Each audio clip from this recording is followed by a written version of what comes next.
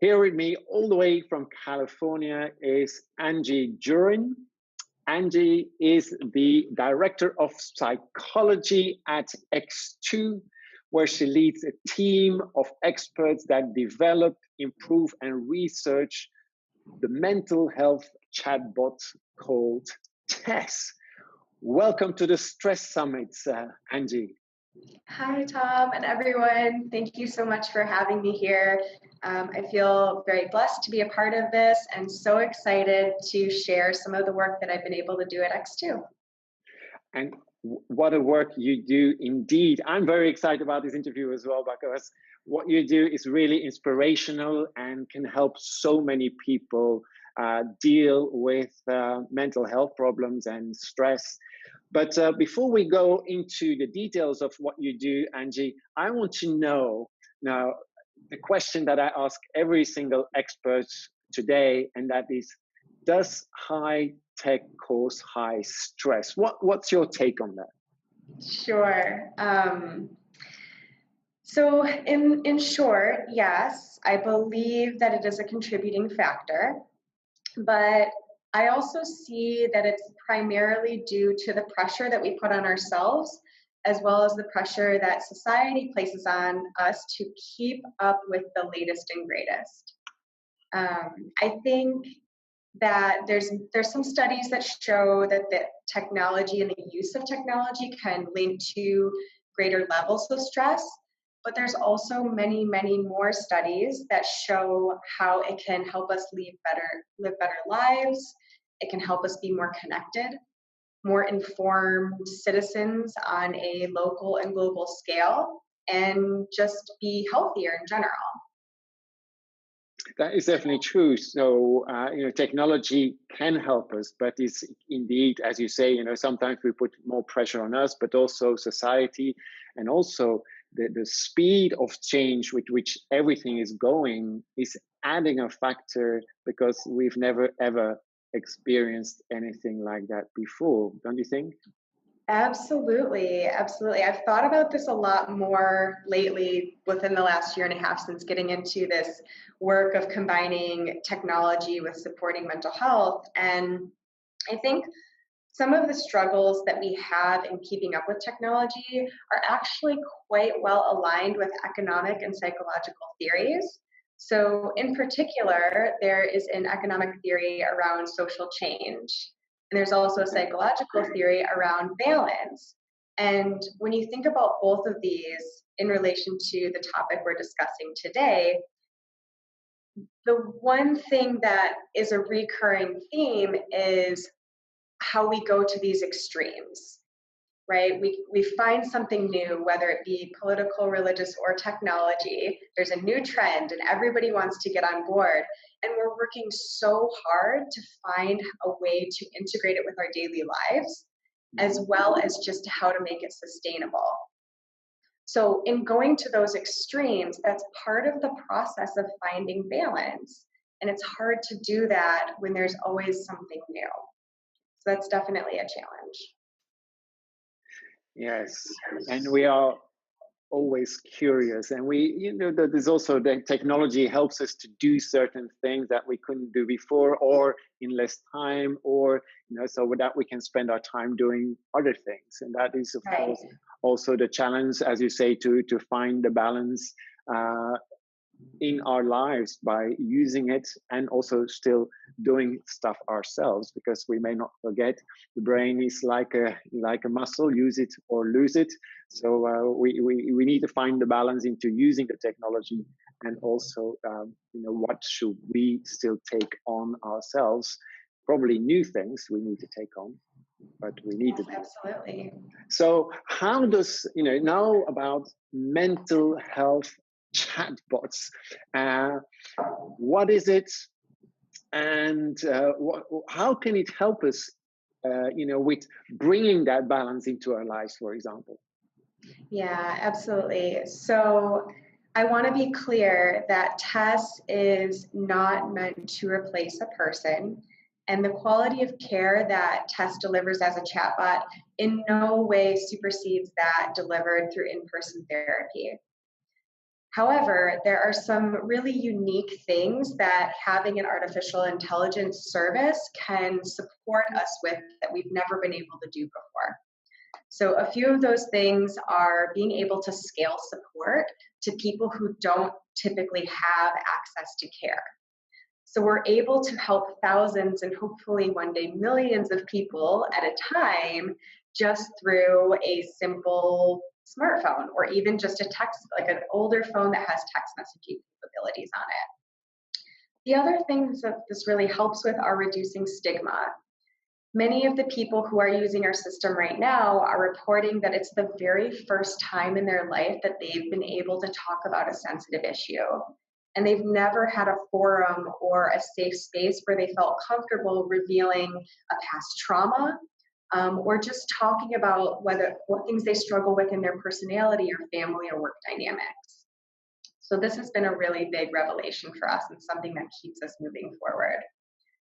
Couple other things that this technology can help with is along the lines of providing support, it's also very convenient.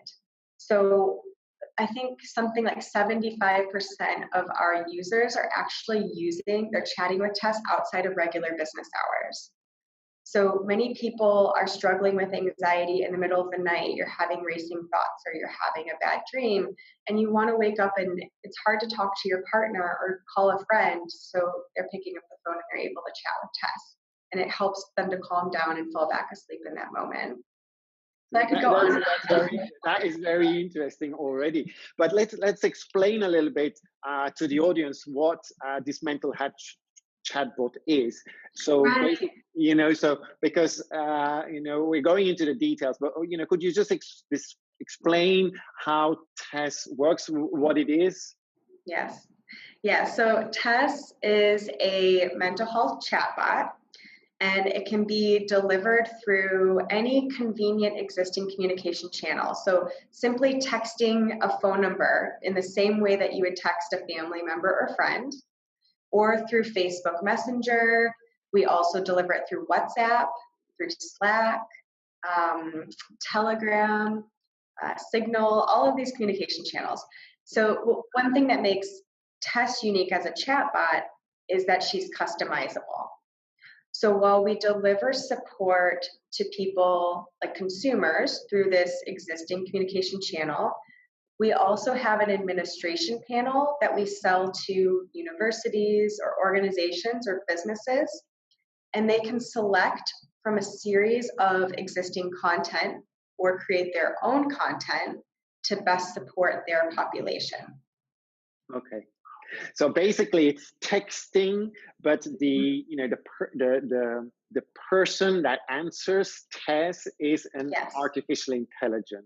It's not a person. It's not a all, it's pre-scripted and then pre-programmed through machine learning algorithms to hold a natural conversation with you in the same way that a coach would really.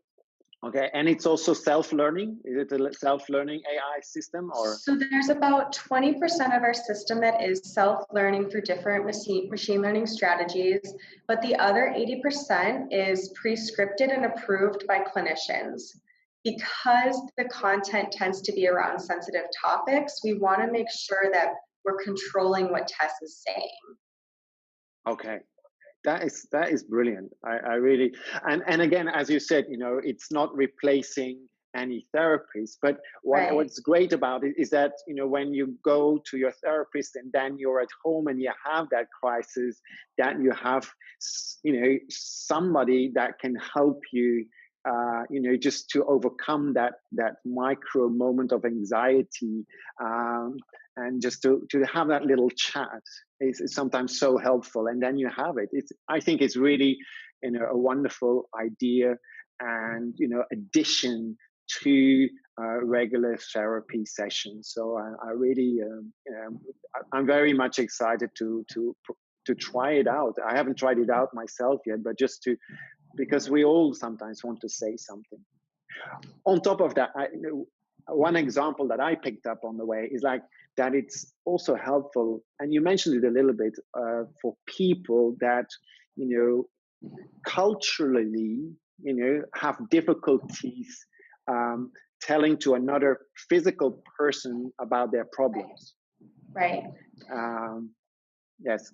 Yeah. So what I've observed as a clinician is one of the hardest parts of starting therapy is picking up the phone and making that first phone call.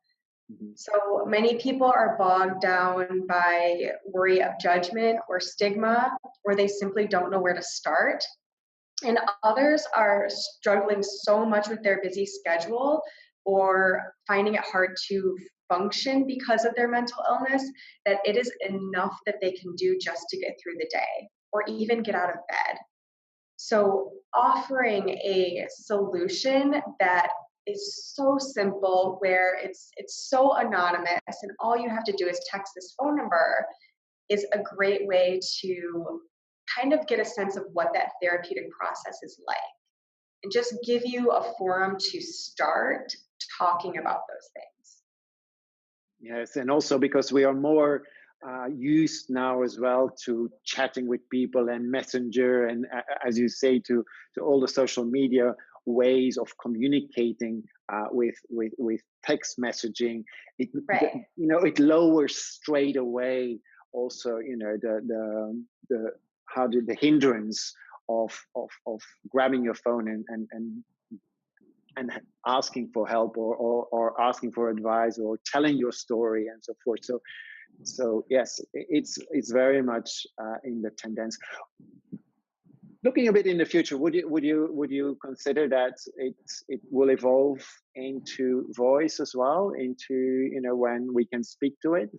Oh, I'm so glad you asked that question because we're working on that right now. Like this week. So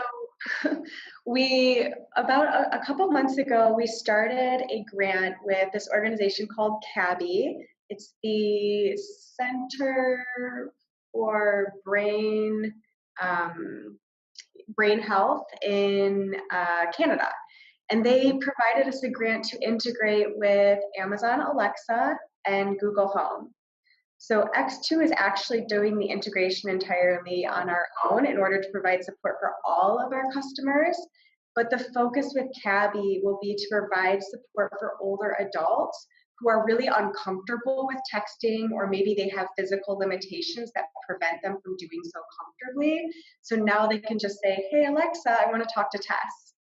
And then Tess will come through. And yeah. So good question. You're totally aligned with where we're headed. I'm totally, as an osteopath and body-centered stress coach, who is very interested into, the development of technology and how it can help and the good, the bad, and the ugly, but also, how can it support us more and what can we think about that is going to come. And I can see it straight away that would be a great addition or upgrade to its next level that it's been in speech. Now, earlier on, you said already about some of the the benefits that Tess and mental health chatbots could bring. But in the research that you've been doing, is there anything else that you've seen that that you said from wow, this was really unexpected, or something that you definitely. So last fall, we worked with Northwestern University to do a randomized controlled trial to evaluate the feasibility and efficacy of using Tess to support people across the United States. And the trial was successful, so we were able to find that Tess in just 2 to 4 weeks reduced depression by 13% and anxiety by 18%, wow, which is wonderful in itself. However, one of the most meaningful findings that I like to share is that participants reported that 64% of the time, chatting with Tess made them feel more comfortable with the therapeutic process. So this leads me to believe that people are developing some type of a bond where they feel comfortable making that first call. So maybe Tess could increase referrals, right? So maybe Tess helps to gather intake information and just gives people that segue into getting deeper levels of support. So that was a wonderful finding. Yes, and I can see it straight away that also maybe some people, when they have that initial, chat with Tess, start also to understand, the use of, of therapy, and Right. also that they, that they probably consider that, that maybe that going that step further, will help them even more. But that it's indeed from that sometimes you have to realize, oh, what, I can be helped. Absolutely. There is some help out there for this kind of problem, or that some people don't even recognize as a problem, or they don't know where to go to necessarily. So I can see that there is a great, middle person AI between the therapist and the person that needs help. So great. That's a wonderful to see that studies are really confirming that, and the figures that you're telling, they're amazing. In lowering depression and anxiety, that is truly astounding, because that's big figures. So Yeah, it's been a great realization for our team, and I'd also be happy to share some cultural differences that we found, because our system definitely is global, right? So we offer it in different languages, in Dutch, Spanish, Arabic, and English. And we also offer it to people. We've had users as young as 9, and people, like I mentioned, older adults. So it's across the lifespan. And some of the important things that we've been able to observe in terms of different demographics and different cultures has to do with the patterns of interactions. So the Morris Children's Hospital delivered this to adolescent patients with diabetes and weight management symptoms. There's a program they were working through. And the pediatrician actually said, these few patients we expect to not interact very much, because they don't say anything in their sessions, right? So they're very quiet. Quite opposite, they had the highest levels of engagement with Tess. So it was giving them a new way to talk about their concerns. In another example, we see differences with Spanish-speaking users than with English-speaking users, where there is a prompt that Tess will deliver if you give too much or too little information to help understand where to direct the conversation. In our Spanish-speaking population, we see that the prompt to give less information, like, let's narrow it in, like, you've given me like 2 paragraphs now, like, what do you want to focus on first? That gets triggered more. Whereas in English-speaking participants, we see that we need to give more. Tell me more. Like, you've only given me, a little bit, but what more? Tell me more about what's making you feel that and how we can work through it together. So there's some striking cultural differences, which have been really, really revealing and helped us figure out how to move forward and reduce bias amongst different users. That is amazing. And yes, if you had asked me who would need a prompt to say less, I would have said the Spanish and more the English. The English tend to have or are a bit more reserved. I lived in England for about 8 years, so I know that very well. But it's very interesting to then also quantify that observation, which is a bonus in many ways. I also looked into how, because I said it earlier about cultural, like Indians, from the people in India, they are using it as well, because exactly that point of, to express personal problems with others is just not done. And suddenly with an AI, they can do that, and they're really benefiting from that. So I can imagine that there are many more cultural differences that over time will be visible and will be really helpful. So, makes me think children. I didn't know that. I hadn't picked that up, but that looks also very interesting. Could you tell me a little bit more about that? How it works with children? Yeah, absolutely. So it depends on the organization that we are collaborating with and what restrictions they may have in place in terms of parental consent. So we try to use Tess as an adjunct to existing programs, right? So we've been able to do student studies on how Tess supports student studies at the university level. But with children, we at this point have only provided it as an additional layer of support to a program, whether it be at a clinic or at a hospital. And in doing that, there's really very little consent involved because the parent has already consented to the child being a part of that program. So Tess is offered as a resource or a tool to provide additional support, so goal setting, for example. So in between their sessions with their doctor, Tess will check in and say, you know, you talk to your doctor about going for a walk 3 days a week, you know, how's it going? You know, have you been doing it? And if they say no, then Tess will kind of use some motivational interviewing strategies to walk through that obstacle and get them back on the right track. Excellent. And again, you know, because you're talking with this kind of communication to the level of the children and what the children today are online or, you know, are using the smartphone or the tablets more and more. So again, you know, to reach them is so important. Also to help them dealing with the many stresses technology is bringing for them. So absolutely great. Angie, I want to know, how did you personally come interested into this topic? I want to know. I'm very curious about that. Yeah, so my career as a researcher, clinician, consultant, and now at X2 hasn't really been linear. There's been some ups and downs, and I've taken some different paths I didn't expect.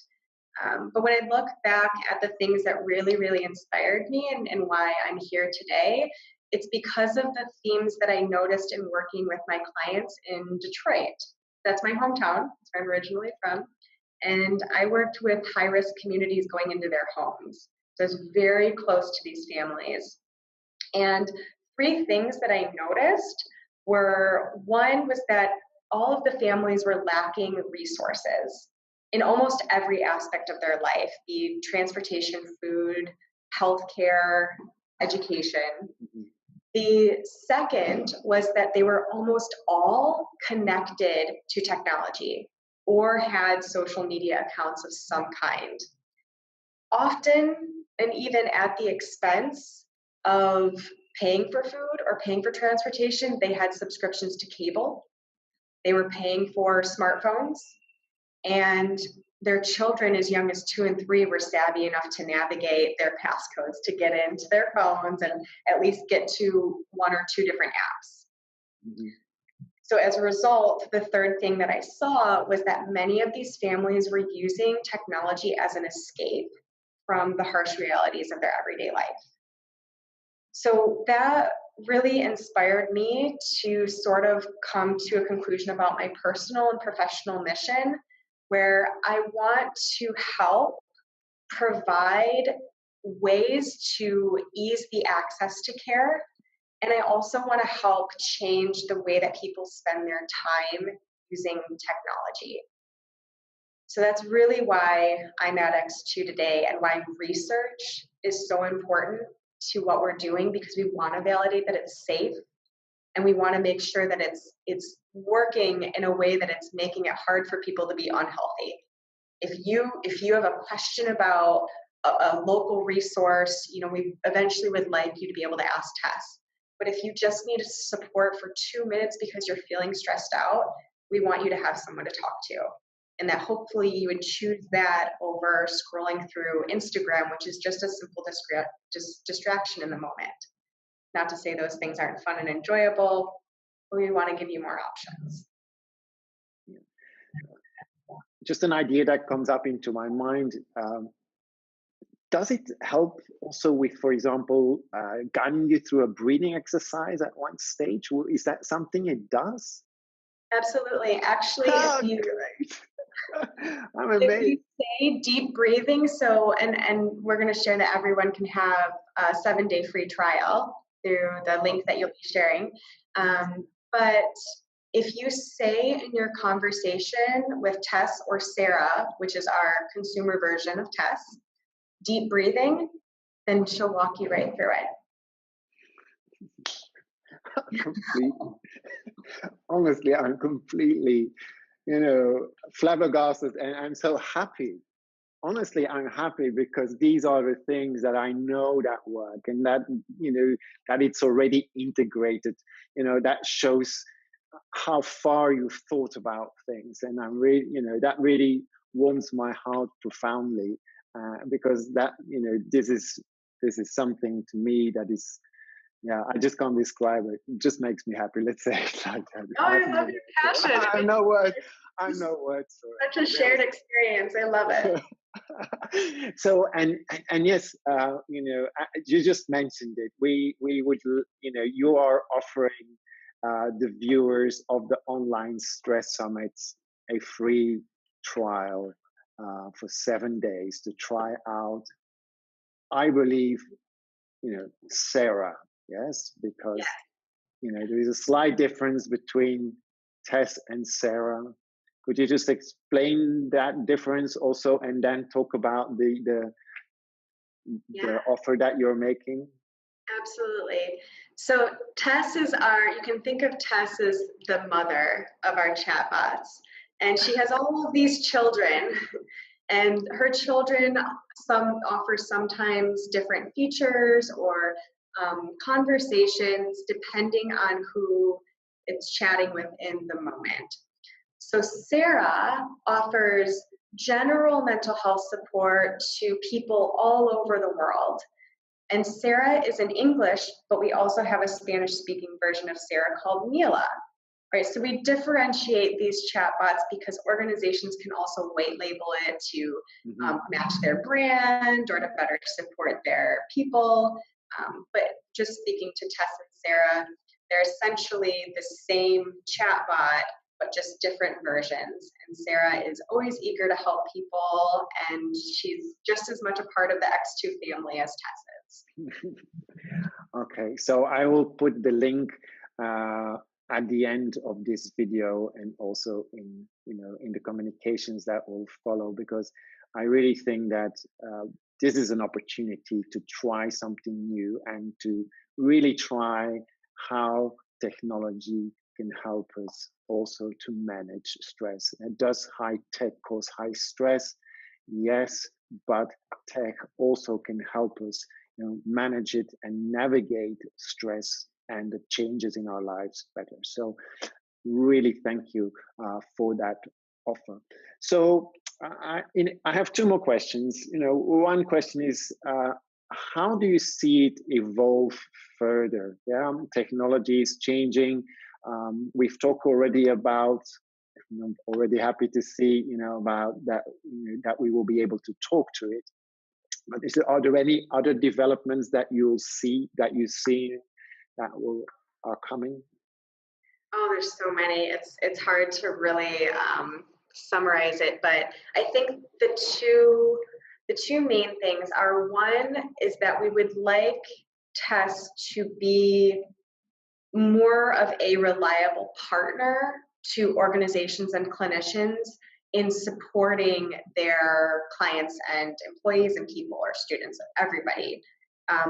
We want physicians to be able to get reports from Tess about the progress, which we're able to already do right now, but we want to make it as simple as possible for organizations to get these things. And the other is just for Tess to be more autonomous, right? So we want for those people who are, far-reaching, who don't have access to care, who are not able to get to an appointment, or maybe are not even offered as a result of their culture, they might not be offered mental health services. We want them to be able to have really quality conversations with Tess in a way that they can really feel any symptoms reducing, and they feel a change in how they're living their life. So those would be the two main things: Tess as a partner to organizations, and also for Tess to be a little bit more autonomous. Okay, excellent. well, I'm looking forward to it in any case. I feel so blessed to be able to be a part of the team every day, and I learn something new every day. Tess teaches me when I talk to her, honestly. How, if I may ask, how big is the team that works on this? Yeah, so our team is about 12 people, and our team alone is very diverse. So we have employees in Korea, in India, in Israel, Argentina, and then we have our core team here in the US. Okay, very world, and yet it's the whole world is included into your project. Wonderful. Yeah, so one thing I want to point out is we work really close with experts. So we have contractors. So even though our team is small, we're constantly relying on experts in the field to develop new content based on new contracts we get with organizations. Okay, great. So if anybody is interested, who's watching, who is an expert, they can contact you. And I will put your contact, well, the X2 contact details definitely on at the end of the video. Okay, like to end this conversation, which I want to continue a long time, but I know we are limited in time. But we address the essential. But is there one tip that you would like to give the audience? How to manage stress better, or to prevent from stress being stressful. Is there something you would like to share? Sure. So everybody should try Sarah, right? So give it a try, right? And if there's people that that you'd like to benefit from it, definitely recommend it. But on a more meaningful level, something that I tell all of my family members and clients and colleagues is I sometimes see this pattern of people getting excited about their own technology interests and agendas and pushing that on other people. But it's okay with the constant change to just take some time and figure out the things that work best for you. And even if that means setting boundaries, if you're frustrated with the frequency of use that your partner is spending and that you don't feel like your partner's present, right? So also in teams, leaders pushing agendas or pushing new technologies without getting buy-in from employees, take the time to collaboratively figure out what works for you. And then when you make those proposals, you can do so with more sincerity and feel like you're able to recommend something without stressing other people out or even stressing yourself out trying to keep up with the next best thing. I hear it's a technique that you apply yourself, no? Absolutely. And as a clinician, it's a constant theme that I see in couples. I was also a leadership coach for some of my time consulting, and I saw it in team dynamics a lot. So, we spend more time with our teams sometimes than we do with our family members. So there's some overlap there, and it can be frustrating to not have the right expectations or to have people constantly on technology in meetings or just not feeling present with you. So figure out what works for you first and then set that example for others. Be the change you want to see in the world. Exactly. And it all starts with knowing thyself as well. Yes, once you know thyself, you have to figure out who am I, what do I want, and how do I function to implement these things to help you, because when you help yourself, you're helping also other people and the people around you. And that is what you're saying. So it's beautiful. I thank you very much for this interview, Angie. I really appreciate that I could talk to you, that you could explain to me and to the audience a little bit what mental health chatbots are and the benefits of that. And I'm really looking forward to what is coming in that field when in the years to come, because I really think it's an exciting development how technology can help us in being better at being human at the end of the day. So thank you, and I hope to speak to you sometime soon again. All the same to you, and thank you again, everyone, for having me here, and I'm just very grateful to be a part of this. Thank you. Thank you.